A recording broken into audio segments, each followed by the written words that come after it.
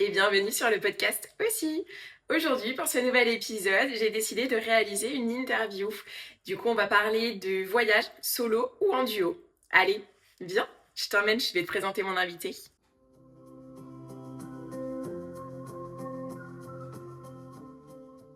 Hello tout le monde, aujourd'hui je retrouve Marie, ma copine d'études supérieures. Et Marie, t'es partie en Australie il y a quelques années, donc je te laisse te présenter et me raconter un peu ton parcours. En effet, je suis partie en Australie en mai 2018 jusqu'en mai 2019, donc un an. Ok. Voilà, l'idée de partir à l'étranger, vivre une autre aventure un peu comme tout le monde, pour les gens qui ont cette envie. Et moi, pour le coup, je suis partie donc, avec une amie, notamment ma meilleure amie à l'époque, au moment de cette aventure. Ok. Et du coup, au niveau de ta ville d'arrivée, comment vous avez un petit peu organisé votre départ dans un premier temps? Du coup, en fonction de déjà l'avant-voyage, ce qu'il était possible pour nous en termes de timing pour partir, donc le niveau, si tu as un emploi, pouvoir quitter cet emploi, etc., mettre aussi l'argent de côté. Enfin, voilà, il y a toute cette phase d'organisation à anticiper. On ne pouvait pas partir avant mai, et mai c'était plus propice de partir du coup sur Darwin, donc dans le Northern Territory, parce que à cette époque-là, normalement, il y avait pas mal de jobs, notamment dans les fermes. Donc Ok. nous, on avait misé sur une arrivée sur Darwin. Ok. Et comment t'es venue et pourquoi t'es venue l'idée de partir avec une amie et pas de partir seule? En fait, j'avais pas forcément planifié de partir avec une amie, et encore moins avec cette amie-là à ce moment-là. C'était un projet que j'avais déjà depuis un moment pendant mes études, mais j'attendais d'avoir fini ce master pour pouvoir partir sereinement. Je pensais plutôt à l'époque partir avec mon petit ami. L'histoire a fait qu'on s'est séparés. Il est parti lui de son côté. Moi, j'avais toujours cette envie, et puis finalement, on était en bon terme aussi même après notre rupture. Donc il m'a dit, même si on ne le fait pas ensemble, moi je le fais tout seul de mon côté, lance-toi, ou au pire, tu trouveras peut-être une copine qui sera motivée pour partir avec toi. Et puis du coup, tu commences à en parler en fait autour de toi, parce que tu connais le truc, t'es un peu excitée. C'est ça. C'est le truc du moment, tu veux que la terre entière soit au courant de ce que tu es en train de préparer. Et puis finalement, y a plein de gens à côté de toi qui disent Ah, mais moi aussi, je rêverais, t'as trop de chance, etc. Et à ce moment-là de ma vie, j'étais notamment beaucoup avec deux copines, et les deux me disent mais vas-y, ce serait trop cool, on part ensemble, on part toutes les trois. Et puis voilà, il y en a une pour qui sa situation personnelle, familiale faisait que c'était pas le bon moment, elle pouvait pas vraiment se dégager ses obligations familiales. Et puis ma meilleure amie du moment, elle, à part quitter son boulot où c'était un petit peu compliqué, c'est pour ça qu'on a retardé le départ, elle s'est mise à fond en fait dans ce projet avec moi. Et puis moi je m'étais toujours dit quitte à partir, c'est plus sympa à deux, parce que sur le moment tu partages les bons moments comme les galères. Et les galères, elles peuvent commencer aussi, tu te dis c'est toujours plus facile même de prendre le train Nantes-Paris, il peut se passer des galères. Après t'as plusieurs vols, escales, etc. Donc rien que pour ça, ça rassure. Et du coup, on s'est mis toutes les deux dans ce projet. C'était ton premier grand voyage à ce moment-là? Oui, ouais. J'avais fait des voyages en Europe ou même au Maroc, etc. Mais j'étais jamais partie sur des longs courriers. Déjà, j'avais jamais fait. Et ce truc du voyage, je sentais que j'étais piquée par le voyage. Et puis c'était ta décision à l'initiative? J'étais totalement à l'initiative, et du coup, c'est vrai que mon amie à ce moment-là se greffait à ce projet-là. Ok. Et donc du coup, au départ, vous étiez vraiment super potes, vraiment genre tous les... Ouais. Tout était au vert. On était comme des sœurs, on faisait tout ensemble. On s'était séparés quasiment à quelques mois d'intervalle. Donc mine de rien, ça rapproche aussi dans ces moments-là. On faisait du sport ensemble, on allait courir ensemble, on mangeait ensemble, on se retrouvait pour traîner, pour sortir, on pouvait dormir ensemble. On était vraiment juste très, vous très étiez proches. la coloc, quoi. Exactement.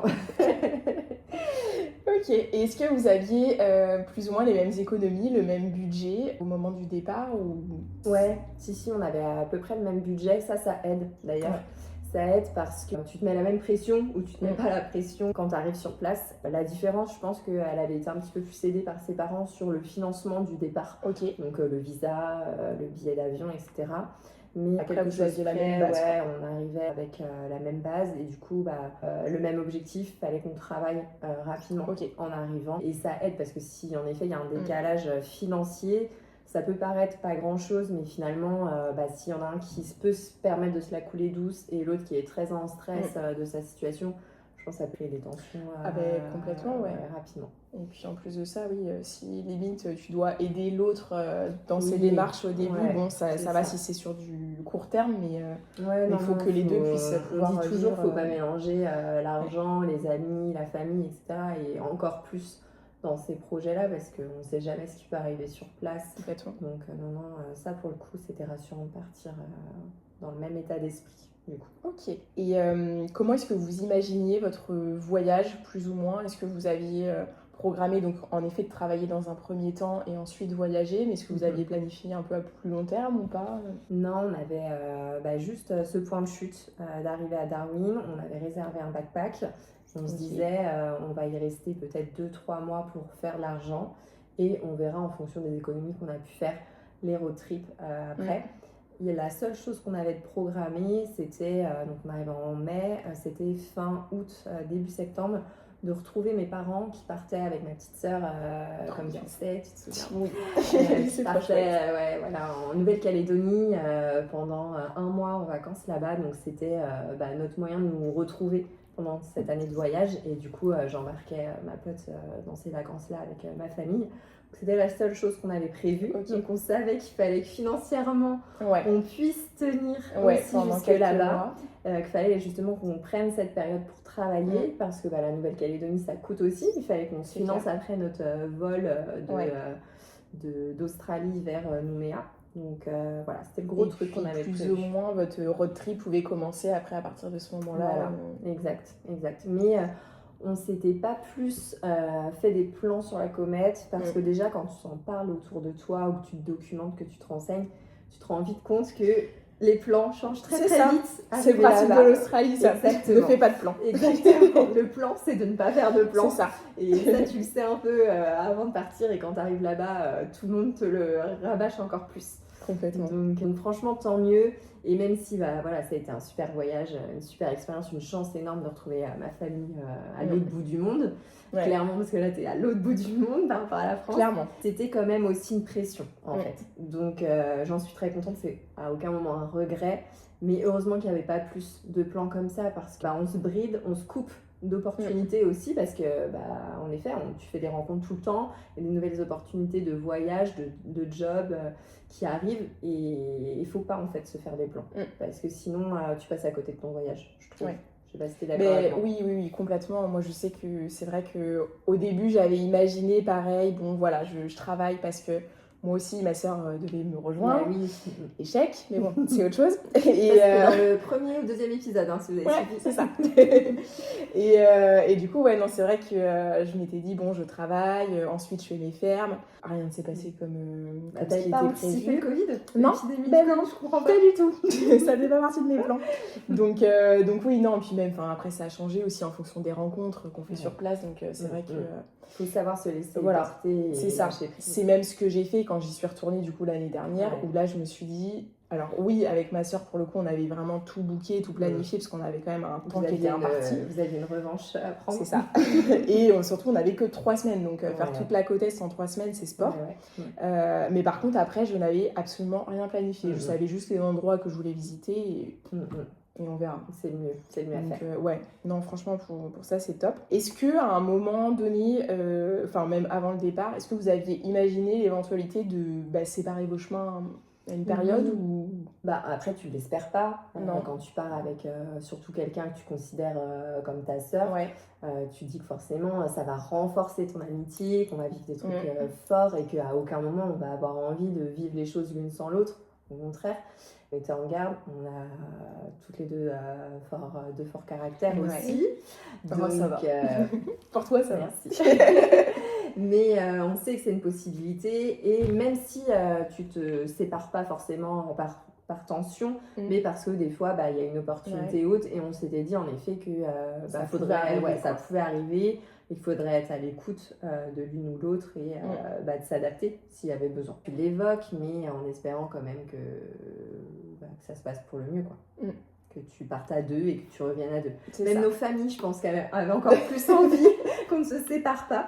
Parce que c'est vrai que tu pars à 2 pour te rassurer, mais ça rassure les proches. La famille et les proches. Complètement. Du coup, est-ce que tu peux me raconter un petit peu vos premières semaines, comment vous vous sentiez chacune de votre côté, comment ça s'est passé? Alors les souvenirs remontent maintenant, mais je me souviens très très bien de cette arrivée à Darwin après plus de 30 heures de voyage parce que tu as eu plusieurs escales. Nous on avait fait le choix en plus de faire une escale à Singapour sur une journée, donc c'était très chouette. Mais on arrive à Darwin complètement jet-lagué. Il nous faut peut-être bien 3 jours pour nous remettre du périple, encore plus avec la chaleur qu'il fait là-bas. Faut savoir qu'à Darwin c'est 2 saisons. Je sais pas si tu te souviens, c'est pas tous les États. Exactement. Tropical donc, donc nous on arrive à la saison dite sèche, mais il fait une humidité de fou. Alors il pleut pas, mais il fait un taux d'humidité autour de 80% à longueur de temps. Et t'es complètement, t'as le poids de cette chaleur, donc faut s'y faire. Et puis il fait nuit plus tôt, donc en fait pareil. Ça surprend au début. Ça surprend parce que nous les étés en France, ce qu'on adore, c'est les longues soirées d'été. Tu fais tes apéros, tu commences à 19h et ça traîne jusqu'à 22h, il fait beau. Là, tu commences l'apéro à 17h, il fait déjà un peu nuit. Bon, on va se coucher. Donc c'est un peu perturbant. Mais ce qui est très chouette, c'est que dès que tu arrives, surtout dans un backpack, tu sens cette communion, les gens qui... La cohésion familiale. Voilà. Tout le monde vient t'aborder. Alors, à 2, les gens viennent t'aborder, mais je pense que tu es encore plus facilement abordé quand tu arrives seul. Parce que finalement, pas que les gens te prennent par pitié, mais... Je suis plutôt d'accord avec toi là-dessus, parce que pour le coup, moi je suis arrivée seule. C'est moins impressionnant d'aborder 2 personnes qu'une personne seule. Ouais, et même très souvent, parce que moi pour le coup, donc j'ai voyagé seule la plupart du temps. Et je me souviens quand je suis... il y avait parfois des potes ou des couples qui arrivaient donc, à 2, voire plus. Et en fait, tu as tendance à les laisser un peu de côté parce que tu te dis... en fait, ils sont entre eux, je vais pas les déranger. Exactement. Alors que très souvent, ces personnes-là nous disaient, mais non, mais pas du tout. Enfin, en fait, nous, on est super contents de rencontrer du monde. Vous êtes déjà des gros groupes parce que c'est vrai qu'une personne seule va vite rencontrer pas mal de monde. C'est ça. Et du coup, c'est vrai que même pour l'avoir vécu l'année dernière en voyageant avec ma sœur, alors après, c'était quand même, on était très chronométrés, on changeait de ville donc t'as moins 2-3 jours d'essayer d'aller faire des rencontres. C'est ça. Et encore que, vu que sur la côte Est, parce que tu l'as fait aussi, il me semble, une partie. Après, nous, on voyageait avec les cars Greyhound. Donc, du coup, très souvent, les gens se suivent. En fait, on fait tous plus ou moins le même trajet, alors dans un sens ou dans l'autre. Mais avec ma sœur, on a dû rencontrer, je pense, 2 couples ou des personnes qui étaient amies. Alors que je suis presque sûre que j'aurais fait le même trajet toute seule. J'aurais rencontré beaucoup plus de monde. Donc c'est vrai que ça, je pense que c'est un... Finalement, c'est un atout. Ouais, je pense que c'est parti ça. Mais bon, ça ne nous a pas empêché de faire plein de rencontres. On est vite en recherche de taf en arrivant à Darwin. En plus, on comprend finalement, on a tout misé sur cette région, que la saison n'est pas du tout propice pour travailler en ferme, et en tout cas dans tout ce qui est... milieu agricole, donc tout le monde se met un peu en stress à chercher du boulot, et nous on se met à arpenter les rues de Darwin avec CV anglais à la main. Et là encore une fois, je pense que de le faire à 2, ça rassure. Ça rassure en effet, tu te motives, mais par contre je pense que les gens perçoivent moins bien que tu fasses cette démarche là à 2. Et on a été d'échec en échec. On a mis beaucoup de temps à trouver un premier emploi. Et le premier emploi, je ne sais pas si tu te souviens, mais ça a été catastrophique. On est parti en pêche en mer. Là, comment te dire que heureusement que tu as réussi à négocier de partir avec ta copine, parce que tes parents à l'autre bout du monde qui apprennent que tu pars sur un bateau pour une durée indéterminée avec un pêcheur, un vieux marin de 50 ou 60 ans, on ne connaît pas, on ne sait pas qui est cette personne. C'est vrai que... Donc ça, ce fut une épreuve épique. Mais bon, on en est revenu au bout d'une semaine, ça a été très très long. Mais ouais, ça c'est une phase un peu stressante parce que mine de rien, t'as des charges quand même, comme quand t'es en France, hein, t'as un loyer à payer, même si c'est un backpack, ça représente quand même une grosse charge, plus tes assurances, etc., tes forfaits. Donc ouais, t'as tout aussi cette partie administrative quand t'arrives à ouverture de compte, etc., trouver le bon forfait, tout ça déjà en France, dans ta langue natale. C'est pas toujours facile, mais en fait, tu prends ça quand même à la cool, je trouve. Ça me paraît pas. T'es un peu en mode vacances en vrai au début. Parce qu'il fait beau, il fait chaud, donc même si tu fais tout ça et que tu sais que c'est nécessaire et pas forcément évident, parce que voilà, encore une fois, moi je n'étais pas bilingue quand je suis partie. Ma copine parlait encore moins bien anglais que moi, donc à ce moment-là, j'ai personne sur qui me reposer. Elle, en l'occurrence, ça l'a sauvé que tu parles complètement. mieux anglais. D'ailleurs, elle, à l'inverse de moi, elle ne s'en sentait pas capable. Ça faisait aussi longtemps qu'elle voulait faire ça, mais elle ne se sentait pas de partir seule avec son niveau d'anglais. C'est vrai que souvent, c'est un frein, le niveau d'anglais. Et surtout, selon où tu arrives en Australie, tu n'as pas du tout affaire au même accent. Non, surtout sur Darwin. Enfin, moi, j'y suis pas allée à Darwin, mais... Non, mais tu sais, c'est comme dans le centre, toi, t'as fait le centre. Ouais, c'est ça. Et bon, même dans le western. C'est très rural, donc des accents, des patois un peu. Moi, je me souviens, même les jeunes sur le bateau, notamment, on leur parlait on leur demandait ce qu'ils voulaient manger. C'était incompréhensible, alors que c'était des phrases très très simples. Tu dis même un anglais basique, normalement, tu t'en sors. Donc c'est un peu déroutant, en effet, les premières semaines, tu te dis, t'as plus aucun repère, la langue, tu pensais maîtriser un peu, encore moins. Comment tu vas t'en sortir et est-ce que tu vas pouvoir concrétiser ce voyage et pas rentrer trop vite à la maison Mais au début, ça s'est bien passé. Après, je crois que du coup, il y a eu des petites tensions ou complications entre vous. Dans notre amitié, assez rapidement les tensions. Je pense que ce qui a créé ces tensions, il y a eu 2 facteurs. Une rencontre peut aussi chambouler, comme ça pourrait l'être ici, sans l'environnement voyage. Des fois, tu rencontres une personne annexe vient dans une relation et ça complique. Donc là, en l'occurrence, il y a eu le cas pour ce cas-là. Et puis, j'ai trouvé plus rapidement du travail, même si on faisait toutes les deux nos recherches, toujours ensemble. J'ai fini par, moi, décrocher un boulot dans une très, très grosse concession du Northern Territory. Alors qu'on avait fait les démarches ensemble et c'est moi qui ai été choisie. Voilà. Je pense que ça a créé un peu de jalousie, mais qui était quelque part compréhensible parce que tu as ce stress en fait. Oui, te dire est-ce que moi je vais pouvoir continuer à payer ma rente. C'est ça. Voilà. Donc c'est vrai que ces questions-là, ça revient à ce que tu as une de tes premières questions sur le budget. C'est hyper important de partir un peu sur un pied d'égalité. Mais après, ces petits bonheurs, la chance de trouver aussi, de décrocher les boulots. Bon, elle a trouvé quelques jours après moi, de mémoire. Mais ça a commencé à créer des petites tensions. Et du coup, on n'avait pas les mêmes horaires de boulot aussi. Donc finalement, on se croisait un peu dans le backpack. Et nous, on avait réussi à avoir une chambre, une chambre privée avec un lit double. Donc du coup, c'était cool. On avait vraiment notre petit espace. Ça, c'est confort. Hyper confort. Mais vu qu'après, elle côtoyait un petit chéri là-bas, parce que oui... On fait souvent des rencontres. Tu es partie dans le dortoir. Et non, du coup, elle est partie dans le dortoir et moi, je me suis retrouvée toute seule dans cette chambre. Et du coup, c'est vrai qu'on voyait très peu, on partageait plus grand-chose. Et ça a commencé un peu à étioler notre amitié. Ok. Vraiment, tu penses que c'est un peu cette relation et après ce rythme de travail qui a fait que ça a pu causer vos différends. Après, toi, ça t'a pas empêché du coup de rencontrer des gens sur place. Exactement. Et c'est là où, justement, je me dis que toute seule, j'aurais fait encore plus rapidement ce genre de rencontre. Après, encore une fois, il ne faut pas avoir de regrets parce que à ce moment-là, arrive dans le backpack. Alors, tous les jours, c'est des arrivées et des départs dans les backpacks. Mais arrive dans le backpack un couple, 2-3 autres personnes qui viennent d'avoir fait un petit road trip ensemble dans un des parcs nationaux de la région. Crush amical, je pense, avec notamment Camille et Adrien, donc c'est le couple, et Lily. Du coup, on se met à traîner un petit peu plus ensemble, à se retrouver dans le backpack ou en dehors. Eux, pour le coup, ne travaillent pas et moi, je finis assez tôt le travail. Autant je commence tôt le matin, mais je reviens dans le backpack vers 15h, donc tu as le temps de chiller autour de la piscine, de te retrouver et tout. Et finalement, Adrien, donc dans le couple, lui décide de partir partir pour faire un test de médicaments dans des laboratoires ou je ne sais plus trop quoi. Lui, il était en PVT et Camille, sa chérie, elle est en visa tourisme à ce moment-là. Donc elle cherche pas du tout à bosser. Et moi, je me suis blessée en fait. Je suis tombée sur mon lieu de travail et je me suis blessée au genou. Je ne peux plus travailler à ce moment-là. D'où le fait d'avoir une assurance. Exactement. Exactement. Heureusement que j'étais couverte et que j'avais un emploi aussi officiel finalement qui me couvrait. Parce que sinon, je pense que... Cool. Ouais, parce que quand t'es j'aurais fait un casual, retour... je pense que je faisais un retour maison, clairement, à ce moment-là.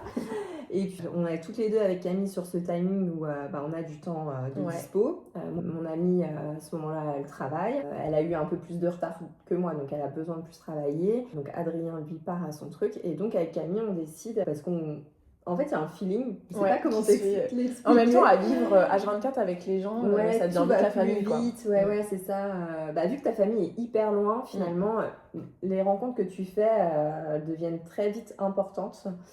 Et du coup, on décide de partir toutes les deux sur la Gold Coast. Donc vraiment l'opposé d'où on est. Super opportunité en fait. Et c'est là où, heureusement que tu fais pas trop de plans parce que j'avais pas du tout prévu à ce moment-là de partir... à l'extrême opposé d'où je suis en Australie et partir avec une personne que je connais depuis peut-être 15 jours, 3 semaines. Mais il y a ce feeling, toutes les deux on se dit, on a le temps, let's go. Donc, vous avez l'envie. Voilà, l'envie commune de ce petit road trip. Et moi, pour le coup, c'est mon premier road trip australien, donc trop heureuse, quoi. Bah ouais, c'est là où tu dis, ça y est, l'aventure commence, quoi. Oui, le vrai visage de l'Australie... se révèle enfin quoi. En tout cas à ce moment-là. Si je me trompe pas, t'avais ton ex qui était lui déjà aussi en Australie. Voilà. Vous vous êtes retrouvés. Oui, alors ça pareil c'était pas prévu parce que moi j'arrive donc à Darwin, lui il est à Melbourne donc pareil aux opposés. Normalement il y a rien qui est fait pour qu'on se rencontre. Sauf que finalement lui aussi ses plans ont évolué au fur et à mesure de son voyage. Et il est en road trip à ce moment-là avec son petit frère et il m'annonce qu'il va finir son road trip sur Darwin. Donc ça c'est avant que je parte à Byron Bay, sur la Gold Coast. Et du coup en effet on se retrouve dans cette ville, on s'est pas vu depuis plusieurs mois. Du coup il y a un petit rapprochement à ce moment-là. Voilà. Vous manquiez en fait. Écoute, je pense que le fait d'être à l'autre bout du monde, d'avoir une personne que tu connais, surtout avec qui tu as partagé, parce que ça faisait déjà un petit moment. Ça faisait, on avait été ensemble plus de 3 ans, Donc ça rapproche, quoi. Exactement. Et du coup, tu as voyagé avec aussi. Exactement. Du coup, après le road trip sur la Gold Coast, je suis revenue quand même à Darwin pour récupérer ma copine avec qui j'étais partie pour qu'on aille la rejoindre mes parents en Nouvelle-Calédonie. Et c'est après la Nouvelle-Calédonie où du coup, elle et moi, finalement, on se rend compte que là, on n'a pas forcément envie encore de voyager ensemble, qu'on a peut-être besoin de se laisser un petit temps de pause pour mieux se retrouver plus tard, quoi. Et on n'a pas les mêmes envies à ce moment-là de voyage et de travail. Donc elle retourne sur Darwin et moi je pars à Bali retrouver mon ex qui du coup est en train de voyager avec une amie en Indonésie. Et on se dit on va voir pour voyager ensemble quelques temps en Indonésie. Ok. Et vous avez ensuite voyagé en Australie pour le coup Également. Finalement, j'ai passé 6 mois, un peu moins de 6 mois de voyage avec cette première amie. Et puis après, j'ai retrouvé mon ex, qui n'était plus mon ex, avec qui est redevenu le copain officiel. Voilà, avec qui du coup j'ai voyagé en Australie et en Asie, en Indonésie. Parce que pendant cette année-là, je sais pas si tu te souviens, vous aviez fait pas mal de on a fait des entrées sorties. Et on a fait du coup 10 destinations sur l'année. Donc c'est vrai que finalement l'Australie, c'était pas prévu comme ça. J'avais surtout le projet de voyager beaucoup en Australie et de faire le plus de road trip possible. Finalement l'Australie m'a permis de faire de l'argent, de travailler en Australie pour aller voyager à pas cher en dehors du territoire. Parce que les road trips, toi-même tu le sais, coûtent quand même cher. C'est un gros budget en Australie de voyager dans le pays. Alors que pour 2 fois plus de temps, tu voyages pour 2 fois moins cher en Asie. C'est clair. Donc voilà, ça a été notre stratégie à ce moment-là. Ça m'a permis de faire plein de beaux voyages. Après, j'ai fait quelques petits road trips en Australie. Oui, parce que vous avez quand même fait... Enfin, t'as fait quand même pas mal d'endroits aussi en Australie, quoi. Donc, après, ouais, on est resté pas mal sur Melbourne. Ouais, vous avez travaillé là-bas. Melbourne, j'ai adoré. On a vécu en coloc, 2-3 colocs différentes. On a travaillé beaucoup là-bas. À chaque fois, on repartait, on revenait. C'était un peu notre maison, Melbourne. Du coup, c'était devenu un peu la maison. Moi, en plus, je partais, je retrouvais mon poste. Voilà, c'était hyper facile. Cool. Ouais. Et on a réussi à faire la Great Ocean Road aussi. Ouais. Et la Tasmanie. Oui. On a fait la Tasmanie aussi. Ouais. On était partis en Tasmanie aussi dans le avec de trouver du boulot. Non. On avait loué une voiture. Okay. Où on a pu un peu camper aussi, faire le tour de l'île pour essayer de trouver du travail. Mais pareil, je pense que j'ai jamais eu de chance. En fait, je suis pas venue en Australie pour travailler. Non, mais vraiment, alors j'avais envie de travailler en ferme, mais les fermes ne voulaient pas que je travaille avec eux. Parce que c'était jamais la bonne saison, il y avait toujours un souci. Donc du coup, on a passé moins de 2 semaines en Tasmanie, mais encore une fois, on n'avait rien planifié. Finalement, en prenant l'avion dans la salle d'embarquement, on rencontre un couple d'Australiens qui vit à Hobart, qui voit qu'on est 2 petits jeunes, un peu en vadrouille. Ils nous demandent quels sont nos plans, nos objectifs, et ils nous proposent de venir vivre chez eux si on a besoin. Cool. Ils nous ont hébergés pendant une petite semaine pour qu'on visite la Tasmanie, et ils nous ont aidés aussi à chercher du boulot. Ça n'a pas été concluant, mais super expérience. Oui, voilà, comme quoi les Australiens, franchement, ils peuvent être archi ouverts et au niveau de l'entraide. Mais complètement, ils nous laissaient leur maison, leur voiture. Ils nous connaissaient pas, on avait les clés de toute leur vie. Ça, c'est dingue. On se disait, qu'on ferait jamais nous en France. Oui, jamais en France, on en reste qu'à là, quoi. Donc on trouvait même ça louche, d'ailleurs. Je sais pas si est-ce qu'on va se faire séquestrer ou pas? On s'est vraiment posé la question au tout début, se dire il y a forcément un truc bizarre qui se cache derrière tout ça, alors que pas du tout. Juste ils avaient le cœur sur la main. On est resté en contact avec eux quelques années après. Vraiment, c'est génial, quoi. Du coup, au final, tu as quand même plus voyagé en étant accompagnée que seule sur cette... J'ai fait quelques jours seule sur Brisbane, j'ai adoré.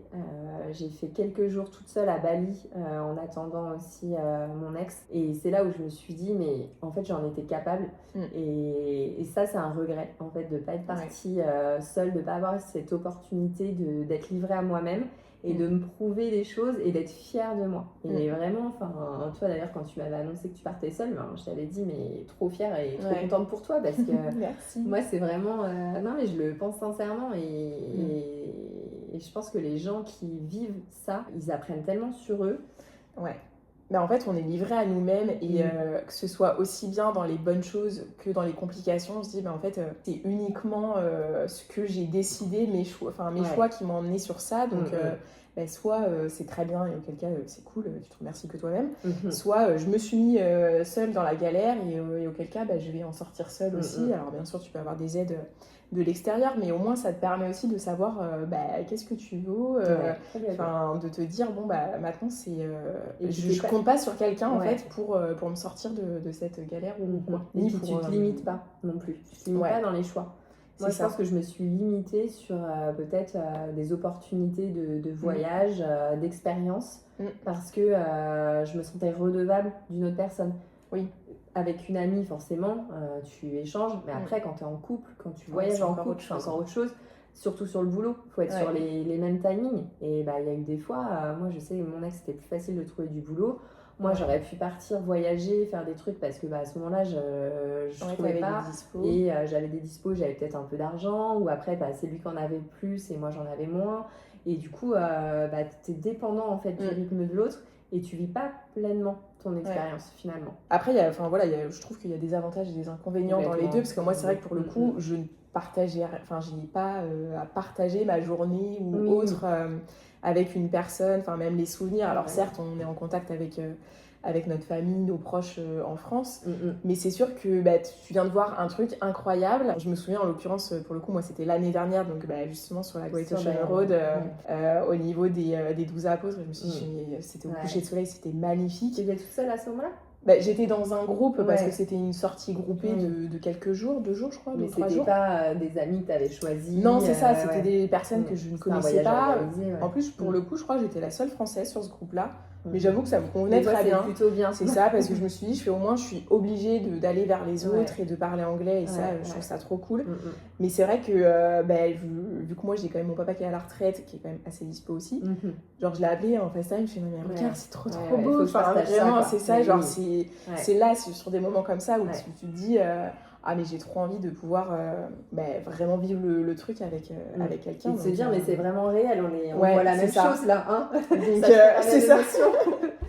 Et Donc, c'est là d'ailleurs où tu sais, je t'en reparlais il n'y a pas très longtemps, où là où je me suis rendu compte qu'avec mon ami ça le faisait plus sur notre façon de voyager, c'est qu'on s'est retrouvés dans un parc toutes les deux et moi j'étais hyper émerveillée, je faisais visiter Brisbane et je sentais pas la même émotion. Il y avait plus alors que moi en plus c'était la deuxième fois que je le voyais, j'en étais encore émerveillée et j'étais contente de lui faire partager ce que j'avais aimé et je voyais que ça résonnait pas, tu vois, pas de la même façon. C'est là où ça m'a interpellée et je me suis dit, mais est-ce qu'on est là encore pour les mêmes objectifs et comment on peut continuer le voyage en n'ayant pas la même vision des choses.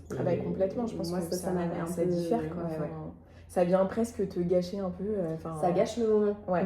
Alors que tu vis des expériences de dingue.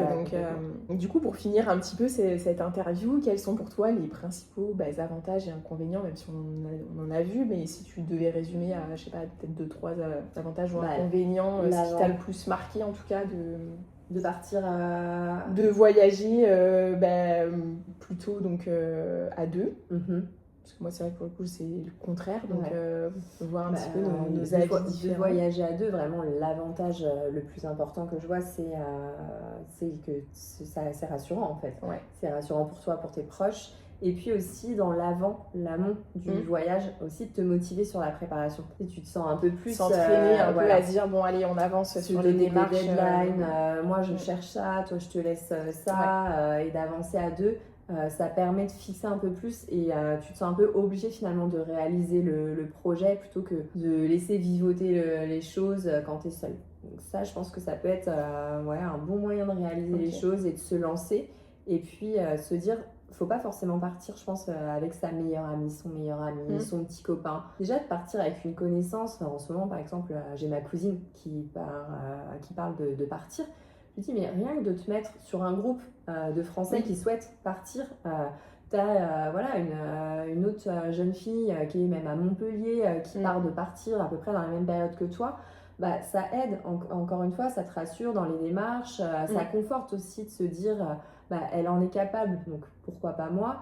Et puis de se dire, si on part toutes les deux sur Melbourne, on se retrouve les premiers jours, ça aide, je suis pas toute seule arrivée dans le pays. Et puis après, chacun fait son chemin.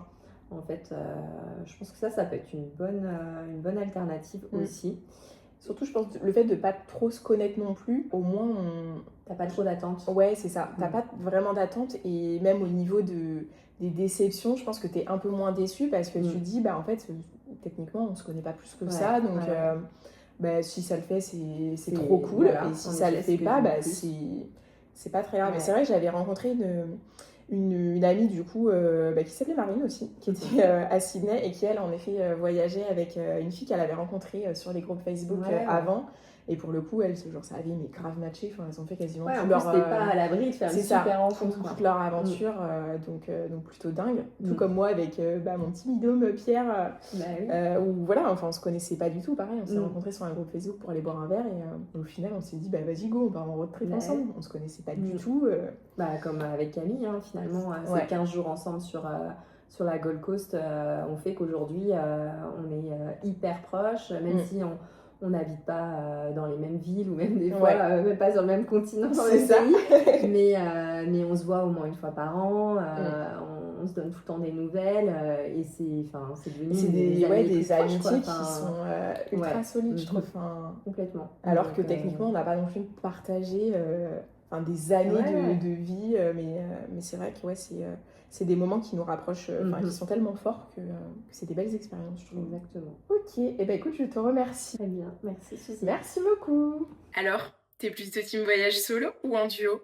Si tu as aimé cet épisode, n'hésite pas à le liker, à mettre un petit commentaire, à le partager ou même à t'abonner à la chaîne. Ça m'aide beaucoup et ça me permet de continuer à partager du contenu. Alors merci et à bientôt sur le podcast aussi.